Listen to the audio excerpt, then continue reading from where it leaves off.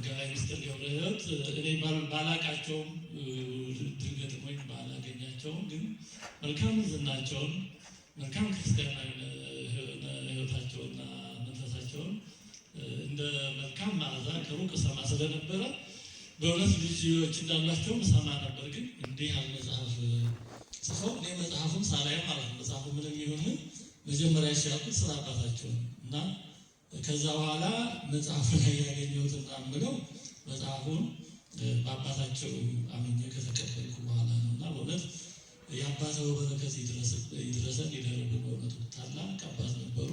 ደግሞ እሳቸውም ልጅ ወልደው ልጃቸውም ደግሞ እንዲህ ያለ መጽሐፍ በመጽሐፉ አባተውንም እንኳን ደስ አለዎት በአካለ ነፍስ ሰውንም እንኳን ደስ አለዎት። በእውነቱ መጽሐፉ የቤተክርስቲያን ሐዋርያዊና ተቋማዊ ጉዞ ይላል።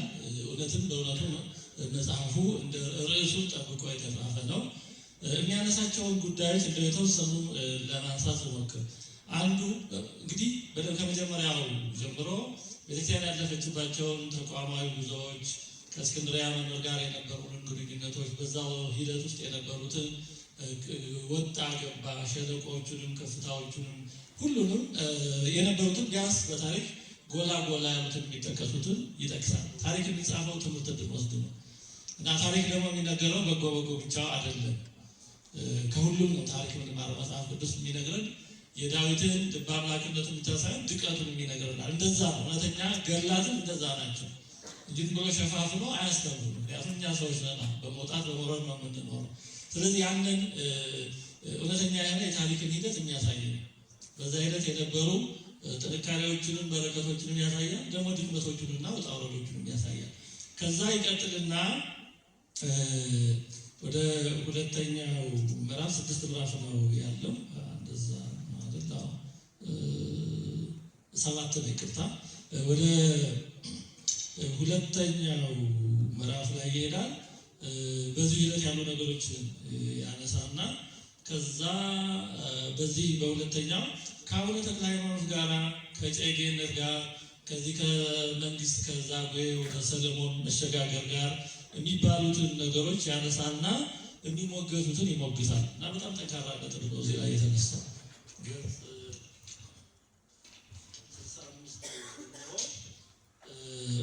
66 ላይ ገጽ 66 ላይ እንዲህ ይላል። ብዙውን ጊዜ የታተመው ገድለ አቡነ ተክለ ሃይማኖት ላይ በመመስረት የሚነገሩ ታሪኮች ላይ እጨጌነት አቡነ ተክለ ሃይማኖት ለሰለሞናዊ መንግስት ምልሰት በተጫወቱት ሚና የተነሳ ለእርሳቸው በሕይወት ሥጋ ሳሉ የተሰጠ ስልጣን አድርገው ያቀርባሉ። ይሁን እንጂ በዚህ ገድል ይዘቶች ላይ ተመስርተው ለመናገር ስለ ቅጁ ኮፒው ስለ ቅጁ መታወቅ ያለበት ነገር አለ። ይሄ የገድሉ ቅጂ ዘግይቶ በ18ኛው ክፍለ ዘመን የተጻፈ ሲሆን ከመጀመሪያዎቹ የገድሉ ቅጂዎች በእጅጉ የራቁ ይዘቶችን የያዘ መሆኑ በጥናቶች ተረጋግጧል እና በጣም መሰረታዊ ነገር ያነሳል። ይህ በጣም በቀላል የሚታለፍ ነገር አለ። ኦሪጂናል ማኑስክሪፕቶችን እና ግልባጮችን እንዲህ ያሉ ነገሮችን ማመሳከር በተለያዩ መጽሐፍት ላይ የምናገኛቸውን ታሪኮች ብዙ ቅጂዎችን ብዙ ምስክሮችን ፈልጎ ማመሳከር ተገቢ እንደሆነ በጣም ያሳያል እንጂ በሆነ ዘመን በሆነ ቅጂ ላይ ተመስርቶ የተተረከውን አንዳንደኛ እንደ መደበኛ ተደርጎ ነው ሊወሰድ ስለሚችል ታሪክ ሃይማኖት ስላልሆነ እንዲህ ያሉ ነገሮችን በደንብ ማየት ይፈልጋል። ታሪክ ሃይማኖት ታሪክ አለው። ታሪክ ግን በራሱ ሃይማኖት አይደለም። ምክንያቱም ታሪክ በዚህ ዓለም በሰዎች የሚሰራ ነው። የምናውቀውም ታሪክ በተላለፈልን ልክ ነው። የታሪክ እውቀታችን ሊቀየር ይችላል። ዛሬ ያለን የታሪክ እውቀት ሌላ መረጃ ሲመጣ ሊቀየር ይችላል። ለምሳሌ የመጀመሪያ ኢትዮጵያ ጳጳስ አቡነ ሰላማ ነው። እስካሁን ባለው ታሪክ እውቀት ግን አሁን ብዙ መረጃዎች ብቅ እያሉ ነው። ከዛ ቤት ጵጵስና ክህነቱ ሊኖር እንደሚችል የሚያሳዩ ምልክቶች አሉ እና እንደዛ ስለሆነ ይሄ በጣም ትልቅ ፍንጭ ሰጪ ነው። በእውነቱ በጣም ትልቅ ፍንጭ ይሰጣል። ከዛ ይቀጥልና ገጽ 17 ላይ ይህም አቡነ ተክለ ሃይማኖት በስልጣን ዝውውሩ ከዛጉዌ ወደ ሰለሞን እንዲሸጋገር ማለት ነው ላይ የተጫወቱት ሚና እንደሌለ በግልጽ ከሚያመላክቱ ፍንጮች አሉ እና በተለምዶ በዚህ ከዛጉዌ ወደ ሰለሞን ወደ ኒኮላውና እንዲመጣ በተክለ ሃይማኖት ትልቅነት ጨዋታው ሲሶመክፍ የሚባሉ ትምህርቶች በደንብ ተደጋግሞ መጠላት እንደሚገባቸው ትልቅ በራሳቸው ምልከታ ያሉትን ብለዋል። ግን ለሌሎች ጥናቶችም በደንብ በር እንዲከፍት ነገር እና በጣም ጥሩ ነገር። ከዛ የደቂቀ እስጢፋኖስን ጉዳይ በጣም ጥሩ አድርገው ይገቡበታል። ምዕራፍ 2 ጀምሮ ነው አይደለም? የደቂቀ እስጢፋኖስን ጉዳይ በጣም አድርገው ይገቡበታል። በጣም ብዙ ነገሮችን አንስተዋል። ይቅርታ ምዕራፍ 3 ነው የደቂቀ እስጢፋኖስ ጉዳይ። ከምዕራፍ 3 ጀምሮ በጣም ብዙ መሰረታዊ ጉዳዮችን ያነሱት። መጀመሪያ ደቂቀ እስጢፋኖሳውያን አነሱ የሚባሉትን ጉዳይ ያነሳሉ እና ከዛ ደቂቀ እስጢፋኖሳውያን በንጉሱ ፊት የሚሉትና ዘወር ሲል የሚሉት ነገር እንደሚለያይ የአቋም መንሸራተት እንዳለበት ያነሳሉ። ለምሳሌ በንጉሱ ፊት ለማርያም መስቀል አትሰግድ ቢሉና ዘወር ብሎ ደግሞ ጳጳሱ ፊት ይሰግዳሉ ይላል። ለንጉሱ ለምን ለኔ አትሰግድም ሲባል በስላሴ ርባኤ አራተኛ አካል አድርጌ ለንጉሱ አልሰግድም ማለቱ ነው ይልና ዘወር ሲል ደግሞ ለጳጳሱ እጅ ይነሳል። ስለዚህ ጳጳሱን አራተኛ አድርጓል ማለት ነው። ስለዚህ የዋና የሚያነሳው አንዱ ጉዳይ ደቂቀ እስጢፋኖሳውያን መከራ የሚቀበሉበት ምክንያት የጸናና በደንብ ለራሳቸው በእርግጠኝነት ያሉት አቋም እንዳልሆነ የደራ የእልክ እና ምናልባት ከጀርባው ሌላ ነገር ይኖረው የሆነ የሚመጣው ጥሩ ነገር ነው ያነሳው። አንዳንዴ የምናየው ወይ በታሪክ የሚነገረው የተነገረው ነው፣ ግን ከሚነገረው ጀርባ ሌላ ጉዳይ ሊኖር ይችላል እና ለዛም ደግሞ ጥሩ አሳማኝ ሊሆን የሚችል እንደ መነሻ ሃይፖቴሲስ ሊሆን የሚችል ጥሩ ነገር አንስቷል። ምክንያቱም ይሄን ያህል ለጳጳሱ ያደርጉትን ለንጉሱ አላደርጉም ብሎ ሰው መከራ ይቀበላል። ለሌላ ሰው እንዲያደርገው ለንጉሱ አላደርግም ብሎ ሰው ህይወቱ ያን ያህል መከራ ይቀበላል። አሰቃቂ መከራ ነው የተቀበሉ እና በጣም ነገሮችን በደንብ አድርገው በእውነቱ ከብዙ አቅጣጫ ተመልክተዋቸዋል። ከብዙ አቅጣጫ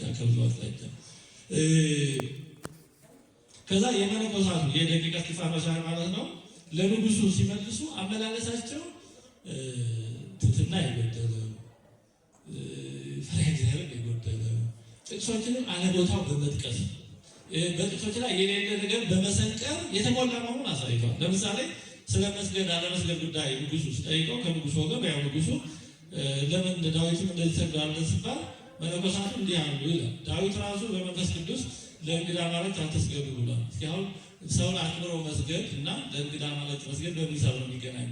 ይህን አንድ ኦርቶዶክስ ላይ ያጠዋሉ። ግን እሱ አይደለም አሁን እዚህ ጉዳይ ጌታችንም ለአምላክ ለእግዚአብሔር ብቻ ስገድ እርሱ ብቻ አምልክ ብለዋል ይላል። በትክክል እንዲህ ብለው ከሆነ በእውነት በጣም ተንኮለኞች ናቸው። ምክንያቱም ጌታችን ያለው ለእግዚአብሔር ስገድ ጌታን አምላክን ብቻ አምልክ ነው እንጂ ያለው ለእግዚአብሔር ብቻ ስገድ አላለ። ይህ በጣም ብዙ ፕሮቴስታንቶች የሚያታልሉባት ነገር ለእግዚአብሔር ብቻ ስገድ አላለ። ያም ስግደት ለሰው በአክብሮት ይደረጋል ለብዙ ነገር። ስለዚህ ብቻ የሚለውን ጌታችን የተናገረው ለአምልኮ ነው። እግዚአብሔር ብቻ አምልክ ነው እንጂ ለእግዚአብሔር ብቻ ስገድ አላለ። እነዚህ ግን ለእግዚአብሔር ብቻ ስገድ የምትል አይነት ሰንቅረዋል እና ይሄን ሁሉ አንስተዋል። ከዛ መነኮሳቱ ሲመልሱ ያው የማሾፍ እንደዚህ ነው ሲባሉ እንዲህ ሊሆንልን ነው ለዛሬ ደብረጽዮን ምንድን ነው ሲባል ወይ መሰረታዊ ጥያቄ እዚህ ላይ ትክክለኛ ማነው ሌላ ጉዳይ ነው። ግን የመለሱት መልስ ማሽላ ነው ሊሆን ዳጉሳ ማሽላ ነው ሊሆን ዳጉሳ የሚል የሽፈት መልስ እንዲህ ሰው ስለ ሃይማኖት ሲጠየቅ ይሄ እንዲህ ነው ይላል እንጂ እንዲህ ምን አይነት መልስ ነው? እና ነገሩን በለምሽ ገላልጦ የማሳየት ጥሩ ነገሮች ነው ያቀረቡት በማለት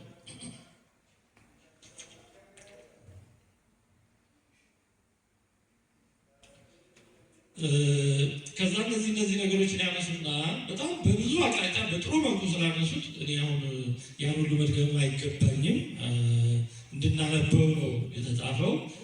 ከዛ የፕሮፌሰር ጌታቸው ኃይሌን ሀሳብ በደንብ አንስተዋል። እውነት እግዚአብሔር ይስጥልን። ፕሮፌሰር ጌታቸው ኃይሌ በጣም ታላቅ ሰው ናቸው። በግዕዝ መዛግብት ድርሳናት ላይ ትልቅ ስራ የሰሩ ናቸው። ለዚህ በእውነቱ እኔ ዝቅ ብዬ በትንሽነቴ ትልቅ አክብሮት እሰጣለሁ። አርፈዋል፣ ነፍሳቸውን ይማርልን፣ ከደጋጎቹ አበው ይደምርልን። ግን ሰው ስራ ሰርተዋል ማለት ግን ደግሞ ሀሳቡ አይተችም ማለት አይደለም። አንዳንዴ የብዙ ሰው ላይ ይችላል። ግን ደግሞ የተወሰነ ሰው ሳለ ሰው ጥሩ ከሆነ ምንም የማይነካ መጥፎ ከሆነ ምንም የማይወሰድለት አሉ ወይ ዜሮ ወይ መቶ አድርጎ መውሰድ በጣም አደገኛ። እንደዚህ ያለ የክርስቲያን ምትረዳ እንደዛ ቅዱስ እንኳን ቢሆን ጉለት ካለበት ጉለቱ ይነሳል እንጂ ቅዱስ ከሆነ ምንም ማታንሳ አይባልም። ነውሩ ይሄ መጽሐፍ ቅዱስ ይሄ ነው የሚያስተምረው። ዳዊትን ልበ አምላክ ይለዋል። እንደ ዳዊት የተመሰገነ ማን አለ? ግን ደግሞ ያን ያክል ከባድ ድቀቱን ደግሞ ያነሳል። ጴጥሮስ ነው ትልቅ ሐዋርያ ነው። ለጌታችን ልዩ ፍቅር የነበረው ነው። ግን ደግሞ 3 ጊዜ በአንድ ምሽት መካዱ ተጽፏል። አሁን መጽሐፍ ቅዱስ ባይሆን ኖሮ ይሄንን እንደው ለመናገር ራሱ ይቻል ነበር። ሰው ስም አታጥፋ ነበር ብዙ ጅል ነው እንደዛ ይባላል። ምክንያቱም ታሪክ የሚጻፈው ከሁሉም እንድንማር ነው እንጂ እኛ ደረጃ ልንመድብ አይደለም። እኛ አጽዳቂም ኮናኝም አይደለም። ጸድቀው የነበሩትን ሰው በሙሉ ተሰብስቦ ቢኮንናቸው አይኮነኑም። ከእግዚአብሔር ጸጋ የራቁም ከሆኑ ዓለም በሙሉ ተሰብስቦ ሊያጸድቃቸው ሊጸድቁ አይችሉም። እኛ አጽዳቂም ኮናኝም አይደለም። እኛ ትምህርት እንድንወስድ ነው የተጻፈው። ወኩሉ ዘተጽፈ ለተግሳጸ ዚአነ ተጽፈ የተባለው ለዚህ። ስለዚህ ፕሮፌሰር ጌታቸው ኃይሌ ሀሳባቸውን በብዙ መንገድ ወግተዋል። እውነት ፕሮፌሰር ጌታቸው ኃይሌ ደቂቀ እስጢፋኖስ በሕግ አምላክ ነው በሚለው መጽሐፋቸው በእውነቱ ብዙ አጥፍተዋል። እንደኔ እውነትም አጥፍተዋል። እውነት ያን ጉዳዩን ከሆነው በላይ ለጥጠው የራሳቸውን ስሜት በጣም ቀላቅለው ነገሩን ያልሆነ መልክ ሰጥተውታል። በእውነቱ እና መምህር ኪዳነ ማርያም ይህን ምንም አንስተዋል። ለምሳሌ ምን ብለውታል? ለቤተክርስቲያን ያመለጠ ዕድል በሚል ገልጸውታል።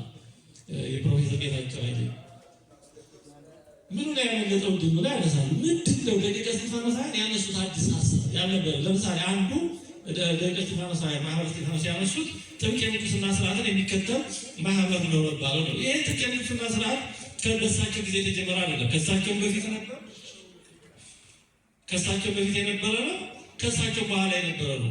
ደቂቀ እስጢፋኖስ በቅዱሳት መጽሐፍት ከተጻፈ ውጭ ለዓለማዊነት የቀረበ ሕይወት እየተለመደ ነው። የምንኩስና ስርዓቱ ይጥበቅ የሚል ነው። ይሄ ጥሩ ነው፣ ግን በሳቸው የተጀመረ አለ። ብዙ ማሳያዎችን ያነሳሉ ኪዳነ ማርያም። ይሄ በደቂቀ እስጢፋኖስ የተጀመረ የተፈጸመ ማለት ነው።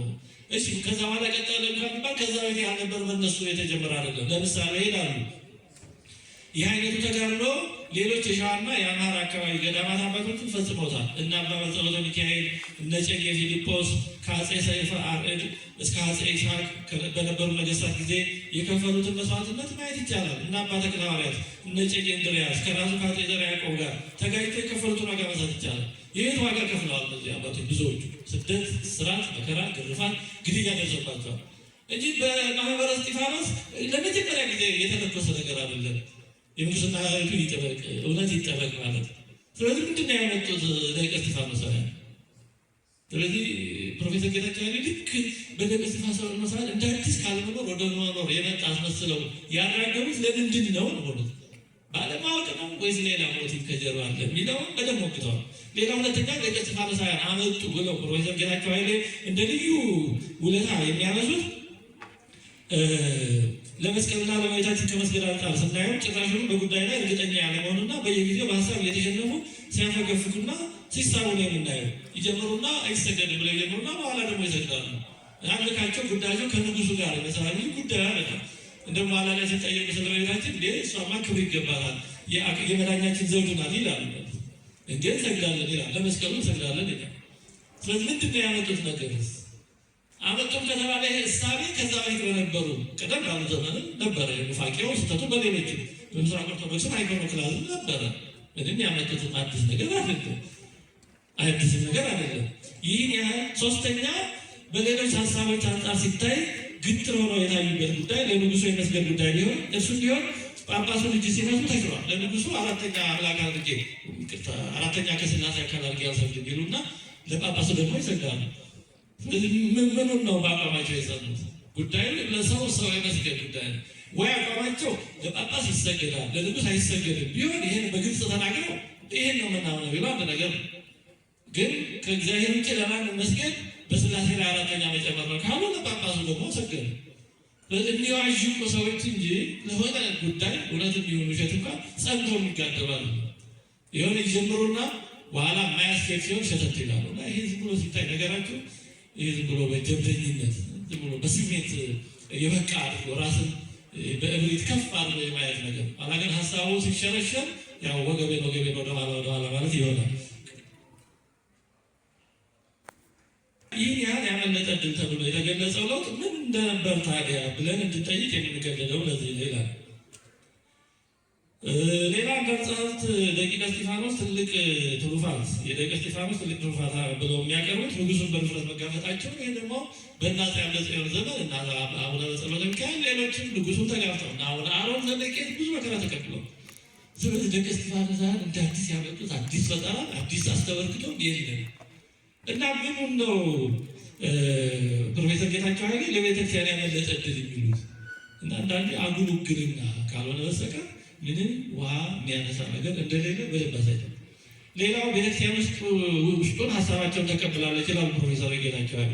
ለዚህ የሚያነሱት ቤተክርስቲያን ቅድስት ድንግል ማርያምን ከዚህ በኋላ የማታከብር እንጂ የምታመልክ አለመሆኗን ነው ይላል። በእውነቱ ከሳቸው የሚጠበቅ አለ። በደቀ እስጢፋኖስ ምክንያት አለ ቤተክርስቲያን እመቤታችንን አክባሪ እንጂ ማታመልክ የሆነች ጥንትን ማምለክ አታውቅም።